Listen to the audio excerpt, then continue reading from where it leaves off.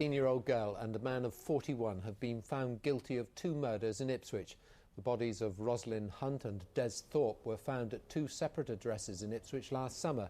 Lorraine Thorpe and Paul Clark both denied the murders. Clark will be sentenced tomorrow, Lorraine Thorpe at a later date.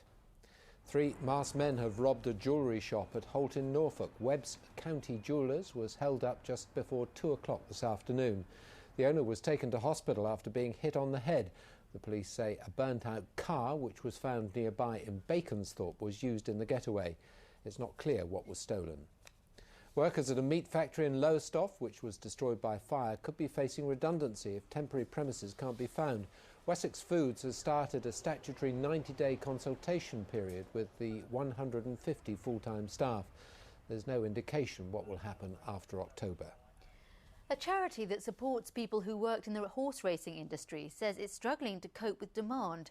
Racing Welfare in Newmarkit says claims for support have risen by a third in the last year, and it's warning it's facing a challenging year ahead. Pat Warren and Jim Welsh have between them 90 years of service in the racing industry. In retirement, they've been lucky to get a home with the help of Racing Welfare in the very community they gave their working lives to. But Pat recently suffered an accident and turned to the charity once more for help. I had a fall over at my grandson's. My daughter-in-law insisted that I had my hip x-rayed, and they discovered I'd broke my hip as well. And of course I couldn't manage stairs or anything. They very kindly put me the lift in. Racing Welfare says it saw a rise in demand for its service last year at 34%. Over £500,000 was spent on counselling and advice. With a lot less money in racing now, it means even less to help those that need it. There's a downturn in the levy payment from 115 million 2 years ago to 70 million today. That's a lot less money in racing as a whole, which unfortunately has a knock-on effect to those of the people who we help, who are the backbone of the industry, the grassroots. The special lift for Pat cost the charity around £15,000. Pat and Jim are thankful they had someone to turn to when they needed it most. They hope others will get the same chance. Wasim Mirza, BBC Look East, Newmarket. A fundraising campaign started by Norwich City's former manager and goalkeeper Bryan has reached the £1 million mark. Bryan and Susan Gunn started the appeal in memory of their daughter Francesca, who died from leukemia in 1992. Staff at a zoo in Norfolk have been showing off their latest attraction. It's 3 snow leopard clubs, which were born just a few weeks ago. A sniff of the air and a cautious step into the outside world. But Mum Enif isn't quite ready to let her cubs out of her sight just yet. Cubs are fantastic. They're so playful. They're like kittens. I mean, even keepers with sort of decades of experience of working with animals are just around at the enclosure watching them for as long as they possibly can. They're just fantastic to watch. These cubs were born to Enif and Dad Rocky 10 weeks ago. They haven't been named yet. The keepers have only just discovered that they are 1 male and 2 females. My granddad said that they're magnificent, and I just think they're really cute and pretty. They're quite rare. I think I've seen it somewhere that there are less than 200 in the world. I think they're a bit more than that, something like 3,000 to 7,000. Yeah. But I think they're the rarest in the world anyway. So I just like them. The cub's mother is said to be one of the most important animals in the fight to preserve snow leopards. Banham Zoo says that captive breeding programmes are what zoos are all about. Most of the animals you see in zoos nowadays are either in monitored or captive breeding programmes. There's so many endangered species. The numbers of animals, of some of the key species are falling in the wild. So I think zoos are a vital part of conservation. The cubs will stay at Banham Zoo for at least 18 months, then they'll go to other zoos. Meanwhile, visitors here can't get enough of them. John Halford, BBC Look East, Norfolk.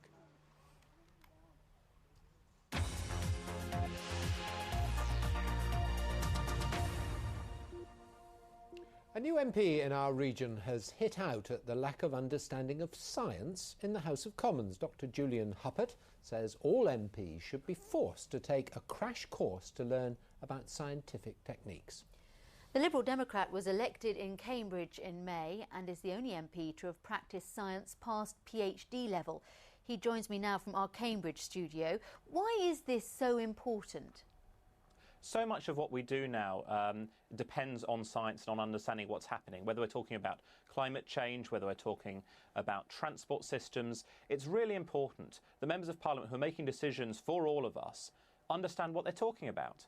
They understand what the information is, what the evidence means, what we don't know yet, but also how the scientific method works.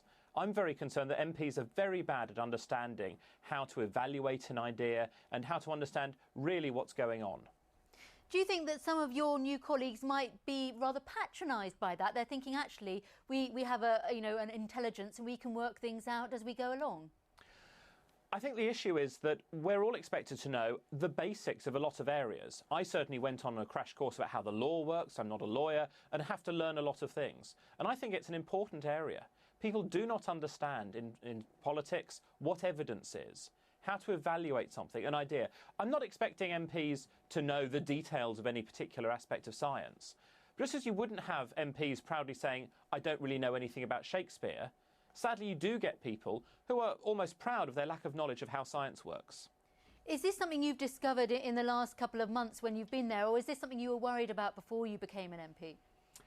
I've discovered it more since I've been elected. And while there are a number of MPs who do understand what science is and the role it can play, there are a lot who are almost anti-science or who simply don't understand and are a bit scared of it. And I think it's really important they understand what we can do, how we can find things out. I'm very keen that we have policies that work rather than policies that simply don't work. And how concerned are you, given what you just said about the MPs that are anti-science, about the future of science research in this country? Well, clearly it means that scientific research itself is undervalued. And while I do think we should fund scientific research well, that's actually not the point of what I'm saying. The main thing of what I'm saying is they should be able to evaluate things for themselves. We had, for example, a recent decision by the Department of Health, and indeed my next-door neighbour, Andrew Lansley, that homeopathy should be available on the NHS. This is something which has been shown not to work, whereas other drugs which would help many, many people around our region are not funded on the NHS. And I would like to see us funding drugs that work, not things which don't help people. Dr. Huppert, thank you very much. Thank you.